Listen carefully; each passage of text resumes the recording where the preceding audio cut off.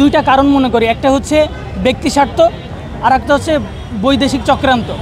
বৈদেশিক চক্রান্তটা হচ্ছে, দেখেন বাংলাদেশে একটা হিন্দু ধর্ম, ইসলাম ধর্ম সমস্ত এই পূজাতে একেবারে মিলেমিশে একাকার হয়ে বাংলাদেশের নতুন গণঅভ্যুত্থান পরবর্তী বাংলাদেশকে সুন্দর মতো তারা উদযাপনে সহায়তা করেছে।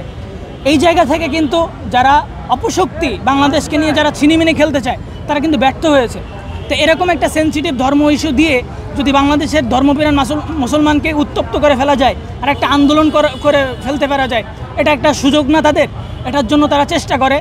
আর আরেকটা ব্যক্তি স্বার্থ, সেটা হচ্ছে যে বিভিন্ন উন্নত দেশ যারা ইসলামকে কটূক্তি করলে বা বিভিন্ন কারণে লাইফ রিস্কি থাকে যাদের, তাদেরকে সেই সমস্ত উন্নত দেশগুলোতে জায়গা দেয়। যদি সে দেখাইতে পারে যে এটা হচ্ছে আমার লাইফ রিস্কে আছে, আমি এরকম ব্যক্তিমত প্রকাশ করেছি, ইসলাম ধর্ম নিয়ে কথা বলেছি, আমাকে এরকম তারা হত্যা করতে চায়, তখন সেই সমস্ত দেশগুলোতে উন্নত জীবন লিড করতে চায়।